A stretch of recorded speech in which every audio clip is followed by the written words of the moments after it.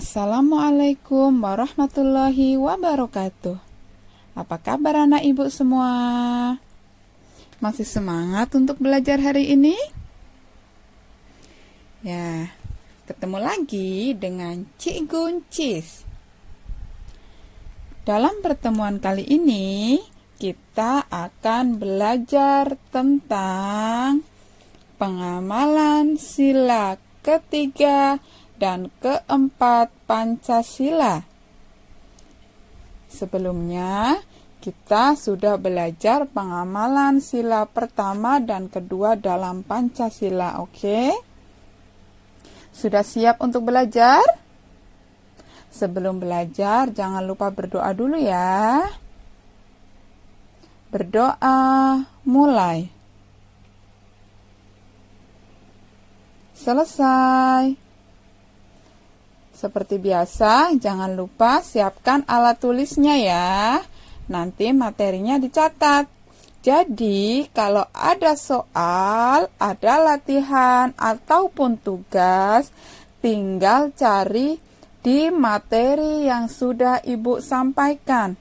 Tidak perlu lagi mencari di Google. Oke anak-anak Ibu semua? Sudah bisa dimengerti? Oke, terima kasih. Yuk disimak.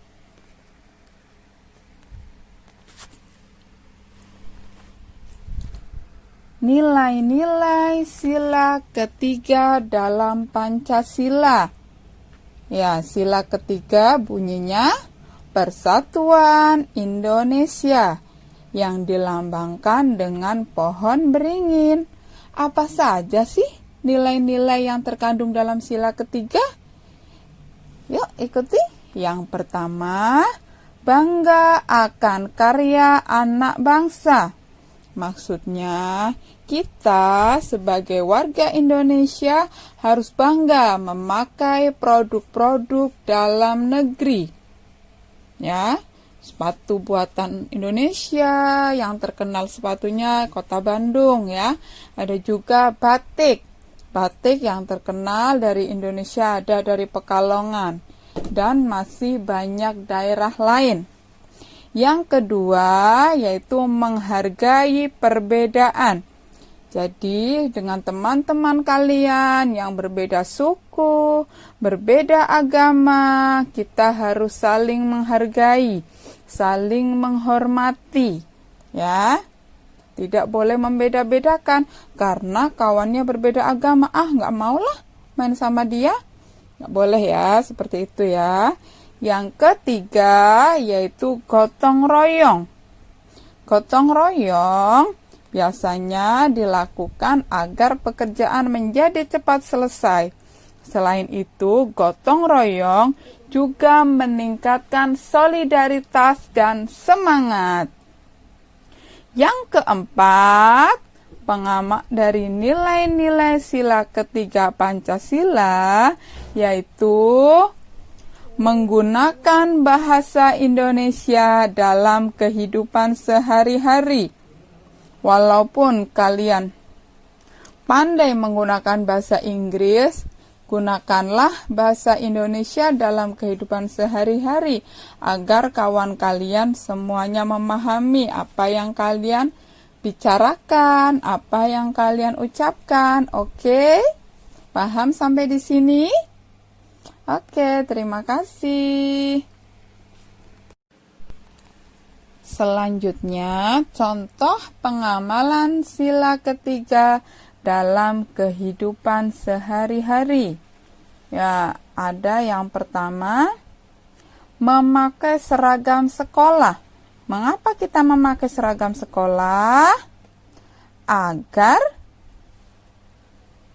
kita tidak saling membeda-bedakan. Jadi mau dia kaya, miskin, hitam, kulitnya putih, rambutnya keriting, rambutnya lurus, semuanya sama memakai seragam. Yang kedua adalah menggunakan bahasa Indonesia dalam kehidupan sehari-hari. Tuh, tengok gambarnya. Walaupun mereka berasal dari berbagai daerah di Indonesia, mereka tetap bisa berkomunikasi dan bergaul dengan baik. karena mereka menggunakan bahasa Indonesia. Selanjutnya adalah bangga menggunakan karya anak negeri. Ada contohnya adalah menggunakan baju batik. Ya, seperti yang terlihat di gambar, Bapak Presiden kita, Bapak Joko Widodo menggunakan baju batik.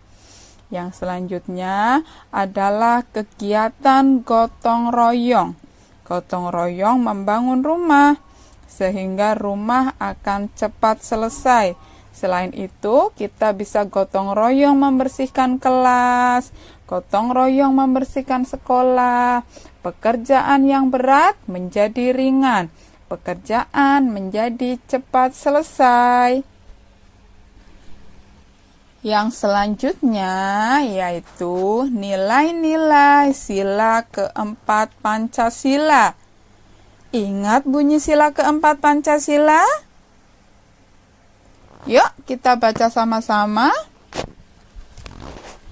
Bunyi sila keempat Pancasila. Kerakyatan yang dipimpin oleh hikmat kebijaksanaan dalam permusyawaratan perwakilan yang dilambangkan dengan kepala banteng. Apa saja sih kandungan nilai sila keempat Pancasila? Yang pertama yaitu tidak memaksakan kehendak. Misalnya kita sedang berdiskusi dengan teman-teman. Diskusi, mau jalan-jalan kemana ya hari Minggu ini? Ada kawan yang ingin ke pantai, ada yang ingin jalan-jalan ke alun-alun, sementara kamu ingin nonton di bioskop. Kamu tidak boleh ya memaksakan kehendak kawan-kawanmu harus ke bioskop. Jadi kita harus apa? Ya betul, harus musyawarah. Apa sih musyawarah? Musyawarah itu duduk bersama untuk menyelesaikan suatu permasalahan. Musyawarah akan menghasilkan mufakat. Ya. Terus, kalau musyawarah tidak tercapai, apa yang harus kita lakukan?